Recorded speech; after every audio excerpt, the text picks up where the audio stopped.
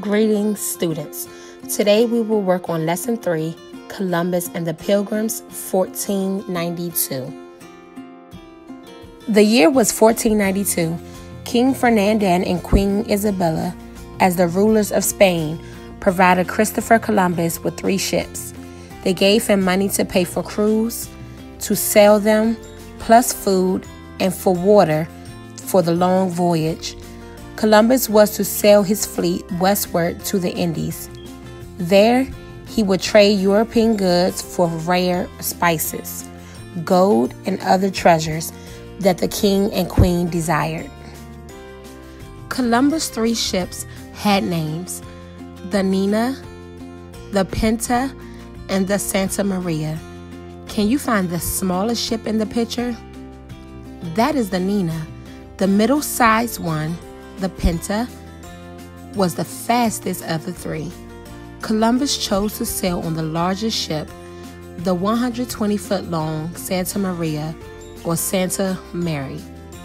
Proud of all 3 vessels and wanting his voyage to succeed, he was determined to choose the best sailors that he could find in all of Spain. Columbus was confident that he could attract the men he needed and convince them to go on the voyage.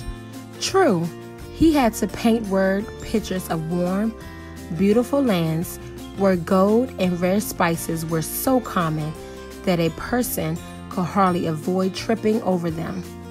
He suggested, without actually promising, that his crew will return to Spain, so rich that they could all live in grand homes and wear fine clothes.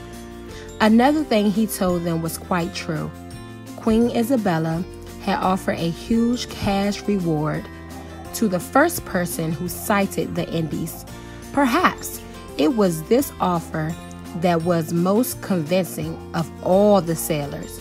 One by one, Columbus found his men, and they agreed to join his expedition. At last, everyone and everything was ready. On August 3rd, 1492, the Nina, the Pinta, and the Santa Maria sailed out of their Spanish harbor, bound for a possible fortune in the Indies. The sailors were proud and excited. But when they passed the last familiar lands, the Canary Islands, and found themselves in open sea, out of sight of any land, their excitement began to turn to uncertainty and then to fear. Columbus tried to calm their fears. Both Columbus and the crew were feeling less safe the longer they sailed in the open sea. As days passed and then weeks, Columbus' reassurance was no longer enough to keep the crew from becoming seriously frightened. Days and days and long nights passed. The Nina, the Pinta, and the Santa Maria had been sailing westward out at sea for weeks now. They had entered a part of the ocean in which long, thick weed covered the surface in every direction for as far as the eye can see. This is a good sign, Columbus thought. It may mean that we are nearing land. But then the winds died down to nearly nothing, and the sails hung lifelessly from the mast. The 3 ships crept forward and sometimes stopped moving altogether.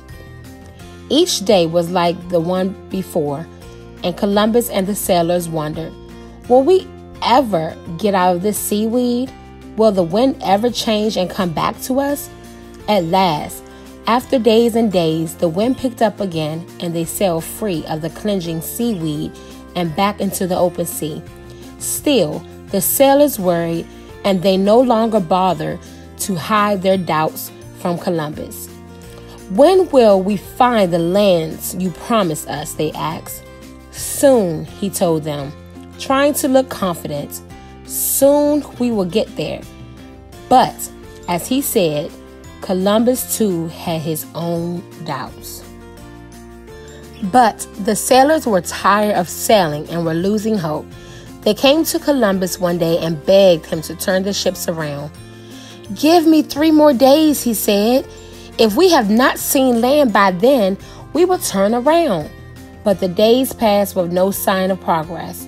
Then, on the 3rd day, a sailor called out, There is something floating in the water up ahead." "Fish it up out of the water," Columbus ordered. Some sailors tossed a net over the side and drew up the object. "It's a stick," cried out one of the sailors. "It looks as if someone has carved its sides with a knife. That must mean there's land ahead, and someone is living there," the others said excitedly. The next day, several sailors saw branches with green leaves floating on the surface of the water. Then the crews of all the 3 ships saw a large flock of land birds flying overhead. "We must be getting close to land," the men cried with great excitement. The birds circled above as in examining the 3 ships, then turned back in the direction from which they had come. "Follow them," Columbus ordered. "The bird will lead us to land." Soon the salty sea breeze began to carry a new scent with them. "Could we be smelling the spices of Asia up ahead?" the sailors asked one another, growing more and more excited. But still they saw no land. On the evening of Thursday, October 11th, Columbus ordered the ships to drop anchor, something they had not done on the entire voyage. "If we really are close to land," he thought, "we might be carried by the current up against the shore into the darkness and never know until it's late." That night, walking the deck of the Santa Maria, he saw a light in the distance. "It is too far away to be coming from the Pinta," he thought, knowing that the ship was anchored farther ahead of his own, "and the light is too low in the sky to be a star. It must be a fire set by some human being on a shore upon us." A few hours later, in the early morning hours of October 12th, 1492, Columbus heard the sound of a cannon. "It is coming from the Pinta," he thought. "They must have sighted land." Waiting impatiently as the early light of dawn increased, he stared ahead until he saw what the sailors on board of the Pinta had seen: a long, low shore of which the ocean waves were smoothly breaking. The men of the Pinta were cheering, and a moment later, cheering broke out aboard the Nina and the Santa Maria too. Dressing formally for the occasion and carrying a long flagpole bearing the flag of Spain, Columbus and some of his men roared over the waves in a small boat to the shore of this new land. Stepping out into the water, Columbus and the sailors stepped ashore. By his calculations, Columbus believed he had landed on the continent of Asia in the Indies.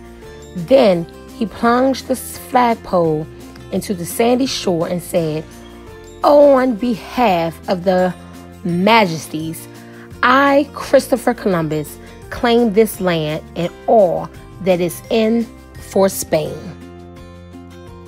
Parents, at this time, you will check for understanding. In what year did Christopher Columbus sail on his first voyage? In what year did Christopher Columbus sail on his first voyage? The end.